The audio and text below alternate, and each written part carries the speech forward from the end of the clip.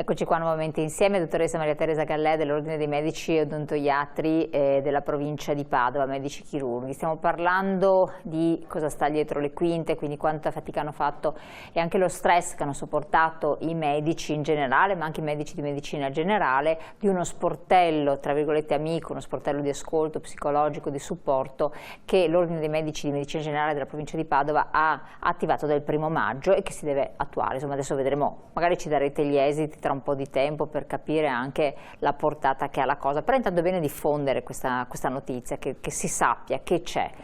e che magari venga emulato anche in altre città, in altre province, in altre regioni. Questa è un'altra cosa importante, no dottoressa? Sì, assolutamente,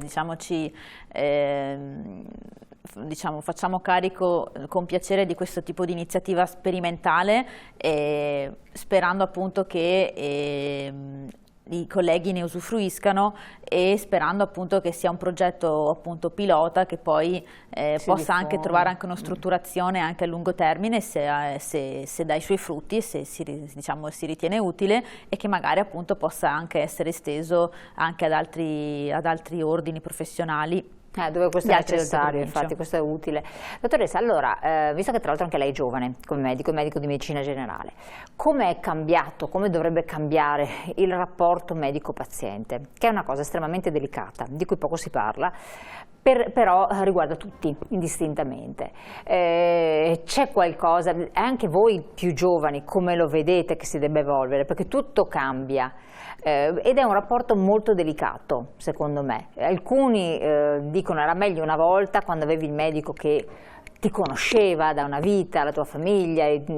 rispetto adesso che c'è a causa di tutte le formalità burocratiche, di tutto quel che si vuole, in cui c'è un rapporto più distaccato, più freddo, alcuni non si sentono seguiti, quando sappiamo che a volte basta il battere sulla spalla finché era possibile farlo, adesso magari torneremo, ed è sanificante per molti, no? Ci dica. Beh, allora sicuramente qualsiasi rapporto medico-paziente si deve fondare sulla fiducia, quindi è un rapporto reciproco e consapevole del fatto che comunque la medicina non dà certezze e non dà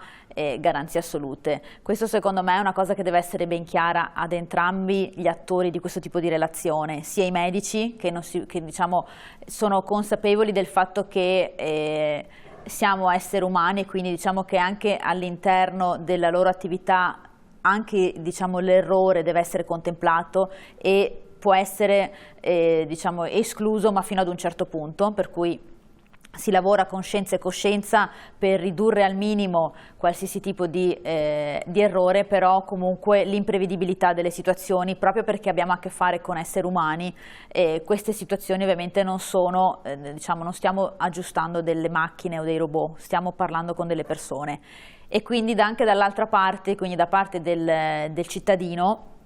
ci deve essere la consapevolezza che in realtà il rapporto di cura è un percorso condiviso che si fa assieme, in cui si decide di volta in volta in base al proseguire delle situazioni, valutando i benefici e i rischi di ogni azione o anche di ogni non azione, perché a volte anche non far nulla può essere la soluzione, magari non va fatto nulla, bisogna soltanto monitorare. Cosa che non viene sempre accettata di buon grado.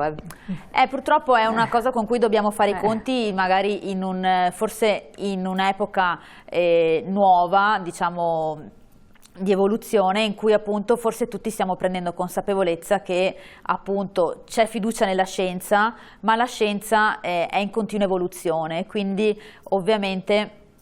bisogna fidarsi, ma non aspettarsi certezze assolute. Questo vale in generale, vale per qualsiasi procedura, dalla più semplice alla più complessa, e vale per qualsiasi tipo di terapia, dalla farmacologica alla chirurgica, quindi dobbiamo sempre tenere in mente questo, e quindi è proprio su questo patto di fiducia che si crea tra il medico e il cittadino che poi si fonda il percorso di cura. L'altra cosa da tenere bene in mente nell'evoluzione di questa società è che purtroppo la velocità ci comporta ad essere sempre più impazienti, quindi vale sia appunto per anche su questo, sia per i professionisti sanitari che per gli utenti, per i cittadini, i pazienti che ne usufruiscono, e quindi purtroppo alcune attese sono necessarie, quindi bisogna anche imparare a convivere con il fatto che non si può avere tutto subito e le risposte purtroppo a volte possono anche non essere immediate, e quindi da un aumento della richiesta ovviamente con delle risorse che sono comunque limitate non si può pensare di poter avere sempre la risposta in maniera istantanea. Questo vale per qualsiasi tipo di contatto in generale, e purtroppo questo tipo di società in realtà va per delle dinamiche molto più veloci, e quindi questo magari trova un po' di contrasto. Quindi forse in realtà pensare alla cura di sé, inteso come ambito medico, come un qualcosa in cui bisogna prendersi il tempo necessario per farlo e non farlo tutto di fretta, probabilmente anche questo può essere un cambiamento. L'ultima cosa è quello della tecnologia, che ovviamente avanza, ci permette degli nuovi scenari, sia per quanto riguarda la comunicazione tra paziente e medico, sia per quello che riguarda anche i percorsi di cura, per cui si sta sviluppando sempre di più la telemedicina, e probabilmente sarà più difficile magari attraverso un tablet dare una pacca sulla spalla,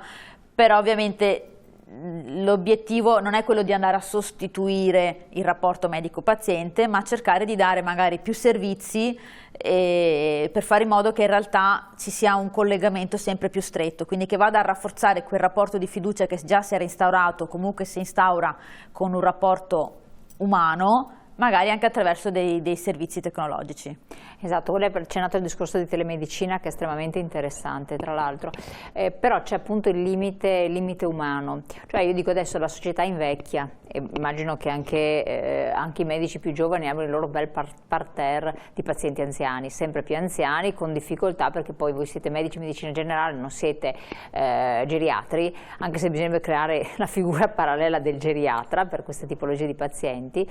e che invece sono legati a dei parametri di relazione molto umani, e soffrono molto questo discorso di telemedicina, di medicina a distanza, anche quando poi adesso per loro è estremamente utile, perché poi magari essendo anziani è difficile trasportarli dal medico, si aspettano che il medico venga a trovarli, si aspettano qualche cosa che non è più così immediato dare. Diciamo che tendenzialmente c'è sempre un approccio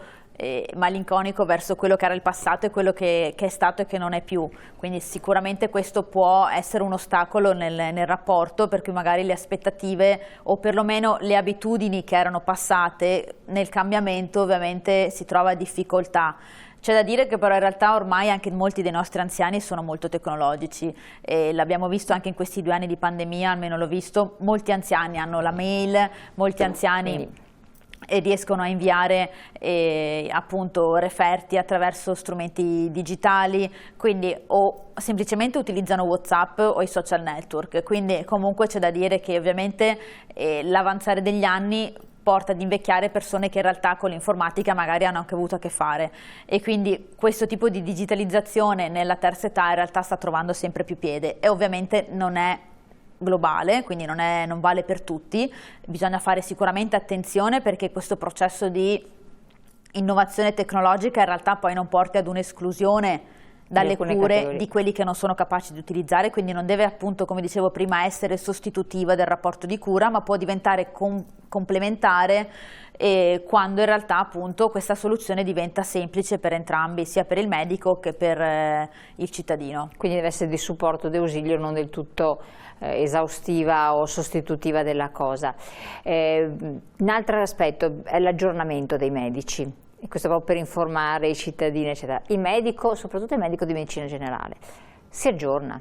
fa i corsi di formazione, è sul pezzo di quelle che sono le novità che apporta la medicina, Ha il tempo per farlo? E come avviene questo? Perché questo è il grande dubbio di tanti, dove questa diffidenza nei confronti, lei dice rapporto fiduciario, perfetto, però a volte quando poi basta che il medico sbagli una diagnosi o la prenda sommariamente, se è il medico di medicina generale, dito puntato, non sa niente, non c'è da fidarsi, bisogna andare dal medico, dallo specialista, ma non mi prescrive la visita specialistica perché non la reputo urgente, Insomma si ingenera tutta una serie di situazioni poco belle, poco carine, insomma.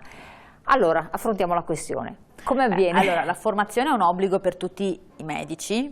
chirurghi e tutti gli odontoiatri, è un obbligo previsto dal nostro codice deontologico e tutti i medici hanno l'obbligo appunto di assolverlo facendo una serie di attività formative che possono essere partecipazione a convegni, a corsi in presenza, sempre più in questi 2 anni per esempio anche da remoto, per cui sono molte le attività che in realtà portano alla formazione. Il tempo, e agli aggiornamenti. E all'aggiornamento, certo. Il tempo ovviamente è sempre quello che è e sul discorso che facevamo poco fa riguardo alla pandemia, sicuramente il tempo per formarsi diciamo, è più difficile da trovare, però ovviamente permanendo comunque nel nostro obiettivo. Anche per quello che riguardava il Covid, per esempio, ci siamo dovuti formare e continuiamo a farlo con l'evoluzione, per esempio anche recente, della possibilità per noi medici di medicina generale di prescrivere autonomamente e non dopo indicazione dello specialista anche la terapia con gli antivirali per i cittadini, i pazienti che si ammalano di Covid con determinati fattori di rischio. Quindi ovviamente questo ci impone una formazione perché dobbiamo ovviamente conoscere anche questo tipo di, diciamo, di situazioni. Poi l'onniscienza non è di nessuno, nel senso che né lo specialista diciamo, di una branca può conoscere perfettamente tutte le, diciamo, le patologie delle altre branche, così come il medico di medicina generale, al medico di medicina generale non si può chiedere certo di conoscere al meglio, nel dettaglio, tutte le specialità, diciamo, per quello che riguarda le varie patologie, soprattutto magari le meno frequenti, quelle che magari ovviamente ha meno a che fare. C'è da dire che però anche lo stesso medico di medicina generale ha una formazione specifica e anche delle competenze che in realtà vanno un po' al di fuori della singola branca, per cui pur gestendo patologie molto frequenti di diversi organi, apparati, per cui dall'ipertensione al diabete, diciamo di tutto un po', però c'è anche un qualcosa di più che forse il medico di medicina generale ha come esclusività, che è quello forse di riuscire a vedere il paziente a 360 gradi, quindi di mettere insieme anche tutti questi pezzi e di riuscire anche a correlare tutte queste situazioni patologiche all'interno anche di una cornice familiare e sociale, di cui forse magari lui è l'unico che diciamo, ha piena consapevolezza e conoscenza. Assolutamente. Tornando al discorso, allacciandoci al discorso dell'assistenza, dello sportello psicologico di ascolto per i medici, si è parlato tempo fa, anche nel periodo pre-Covid, poi era tornato fuori, dell'esigenza da parte di molti medici di medicina generale di avere un supporto psicologico non per se stessi ma per i pazienti, perché sempre più tante patologie sono correlate a fattori di stress, di tensione, c'è sempre un po' un risvolto psicologico, è impossibile per il medico essere anche psicologo, insomma, sostanzialmente. Certo. E a volte la figura dello psicologo aiuterebbe sia a far capire certi messaggi che il medico deve dare, come darli a seconda dell'interlocutore, sia anche a seguire eventualmente con dei percorsi terapeutici tanti pazienti che invece hanno proprio bisogno dello psicologo più che non una volta. Cosa ne pensate? Beh, allora sicuramente la figura dello psicologo è una figura, quella di un professionista riconosciuto, che quindi ha delle competenze specifiche che i medici, dal mio punto di vista, non hanno. È vero che non possono neanche avere, non ci sono. E che non hanno, perché ovviamente non hanno né la formazione né appunto le competenze per questo. Ovviamente ci sono per tutte le situazioni, quindi anche per quello che riguarda i disturbi psichici, delle situazioni di patologia e delle situazioni invece che in realtà non sono patologiche al punto da condizionare e limitare le attività della vita quotidiana, però che comunque hanno un'influenza sulla qualità della vita, e quindi ovviamente quotidianamente, posso dire, in realtà il medico di medicina generale si trova a far fronte con pazienti che vivono le proprie anche condizioni patologiche non psichiche, però con un background differente, e questo ovviamente è quello a cui facevo riferimento prima, per cui la stessa persona con il diabete su un substrato psicologico diverso, la gestione della patologia, la gestione dei controlli, l'aderenza alla terapia è differente in base anche diciamo, alle caratteristiche psichiche di quel paziente. Quindi ovviamente la possibilità di avere un supporto sarebbe di grandissimo aiuto, perché ovviamente magari al paziente ansioso, al paziente con tendenza alla depressione, la gestione anche di patologie appunto non psichiche ovviamente è di grandissimo aiuto per migliorare la qualità della vita. Questo potrebbe essere un passo ulteriore della medicina generale, di aiuto sia a chi lavora che anche alle persone stesse, quindi magari a volte basta un aiuto psicologico e ti risolvi un problema fisico. Tendiamo tutti a somatizzare un po' tanto, no? Certe problematiche. Ci sono esatto, sicuramente moltissimi sintomi che vengono diciamo, riferiti o sospettati per essere diciamo, di essere causati da patologie organiche, spesso in realtà sono dei disturbi funzionali legati appunto a stress, ad altri tipi di causa, e quindi ovviamente è su quello che bisogna lavorare e non fare milioni di esami o assumere milioni di farmaci, quando in realtà magari il problema centrale è da risolvere su altri piani, assolutamente. Però anche i risvolti che magari una malattia organica, pensiamo per esempio al grande tema delle patologie oncologiche, quanto in realtà vadano a influenzare in maniera differente la stessa patologia persone che hanno dei vissuti e dei percorsi differenti. E lì infatti il supporto, cioè quanto può fare il medico di medicina generale, perché c'è lo speciale oncologo che segue le strutture, poi vabbè qui in Veneto abbiamo anche delle strutture di eccellenza, però resta sempre una figura di riferimento o nel periodo in cui il paziente oncologico viene meno? Allora, il medico di medicina generale, secondo il mio punto di vista, resta sempre comunque riferimento, perché è comunque il medico con cui si torna al confronto a volte dopo la consulenza dello specialista per diciamo, condividere a volte anche i risvolti che questo tipo di per esempio diagnosi hanno. Capita spesso che in realtà c'è una certa timidezza nei confronti dello specialista, che viene visto come comunque una figura un po' estranea rispetto al proprio percorso, diciamo, soprattutto nelle fasi iniziali, per cui spesso c'è bisogno di andarsi a confrontare con il proprio medico di famiglia, con il quale magari si è avuto a che fare anche per altre situazioni in passato, proprio per condividere e magari poter fare quelle domande che a volte il paziente non aveva il coraggio di fare allo specialista. Quindi questo è una cosa che capita. Per quanto riguarda questo, già potrebbe essere a volte già un aiuto psicologico che noi comunque facciamo, e fa parte, ed è una cosa un po' intrinseca della nostra attività, che è bene che venga preservata. Alcune strutture d'eccellenza offrono la possibilità di un supporto psicologico per determinate categorie di pazienti, e quindi questo è già un servizio che viene offerto, e ci sono situazioni in cui secondo me appunto sarebbe utile che venisse esteso ad altre situazioni. Ecco, infatti. Un'ultima questione, ormai siamo giunti anche al termine della nostra intervista, però riguarda i giovani professionisti e la PIL della professione. Se ne è parlato più volte, tanto sembra che questa professione in generale, poi nelle sue varie diramazioni, chi più non sia più così interessante per i giovani. Perché secondo lei?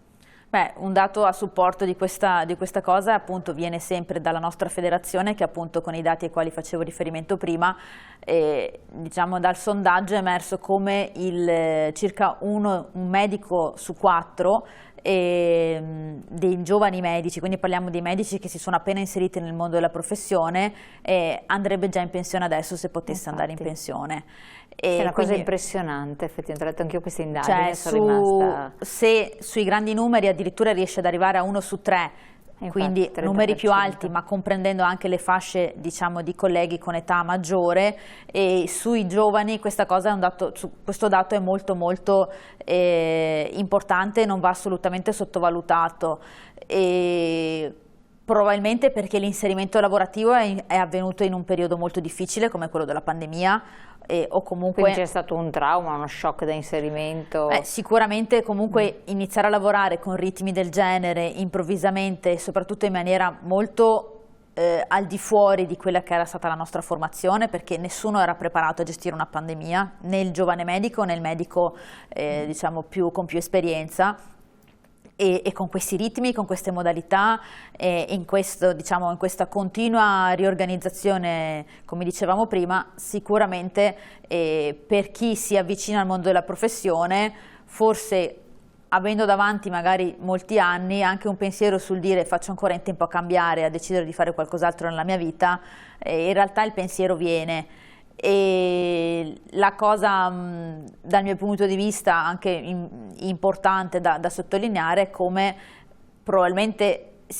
non è tanto il compenso che poi determina la qualità. Perché infatti si era puntato anche tanto sul discorso del compenso, però diventa a volte svilente o limitativo. In realtà probabilmente è l'organizzazione, cioè la cosa sulla quale, come dicevamo anche prima, puntare è un'organizzazione che permetta di lavorare meglio, lavorare in maniera appunto organizzata, evitando tutte quelle che sono i meccanismi un po' ridondanti, tutte le procedure